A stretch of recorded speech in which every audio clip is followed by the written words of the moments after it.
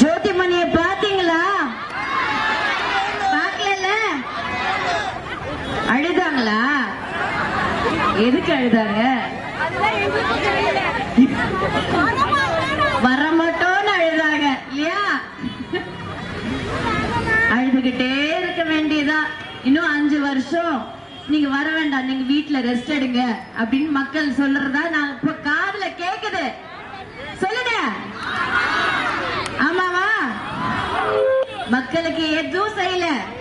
பாராளுமன்றத்துக்கு போய் அவங்க எதுவும் மக்களுக்காக கேட்கல. கரூர் மக்களை அப்படியே புறக்கணிச்சிட்டாங்க.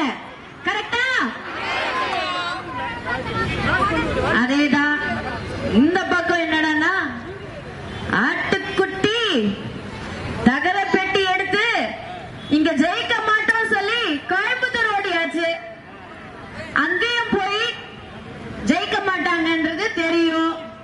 அதனால அங்கிருந்து திருப்பியும் கர்நாடகாக்கு அனுப்பிச்சிருவாங்க.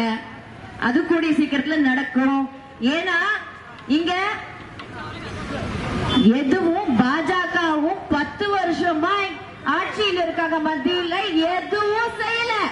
கரெக்டா? எதுவுமே செய்யல. நான் போன வாட்டி தேர்தலில் வரும்போது எப்படி இருக்குதோ கரூர் அப்படியே தான் இருக்கு. மக்கள் அதே அவதிதான் பட்டு இருக்காங்கன்றது கண்கூட பார்க்க முடியுது.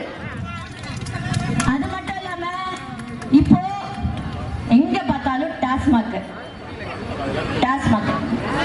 பாவம் பெண்கள் எல்லாம் போய் சம்பாதிச்சு வராங்க. கஷ்டப்பட்டு இந்த 1000 ரூபாய் கிடைக்குது. அது உங்களோட உரிமை தொகை தான். அந்த 1000 ரூபாய் கிடைக்குது. அந்த 1000 ரூபாவும் யாருக்கு போய் சேருது? டாஸ்மாக் தான் போய் சேருது. அதே மாதிரி திருப்பி வைன்ஸ் கடையை மூட சொல்லணும். இது மூட சொன்னாங்கல்ல, யார் சொன்னாங்க?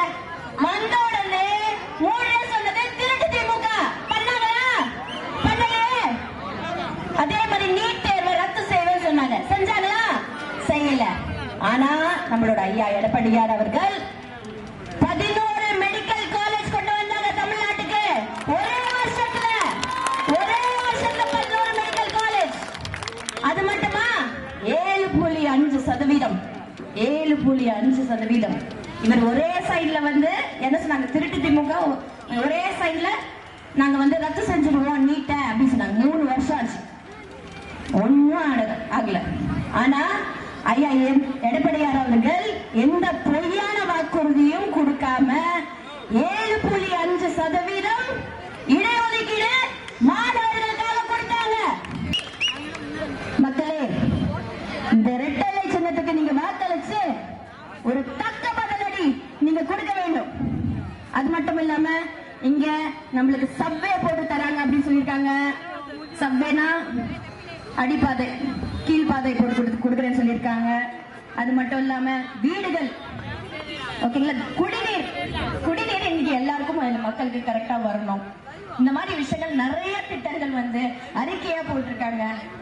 ஐயா எடப்பாடியார் 1000 என்ன நம்ம 3000 பெண்களுக்கு அப்படின்னு சொல்லியிருக்காரு. இந்த கூட்டணி கட்சி தூங்கும் கட்சி. கூட்டணி கட்சி தூங்கிட்டு உறங்கிட்டு இருக்கிற கட்சி. இந்த கட்சி நம்மளுக்கு தேவையே இல்லை. மக்கள் சிந்திச்சு வாக்குகளை சிதற விடாமல் ரெட்டலை சின்னத்துக்கு வாக்களிக்குமாறு கேட்டுக்கொள்கிறேன். நன்றி, வணக்கம்.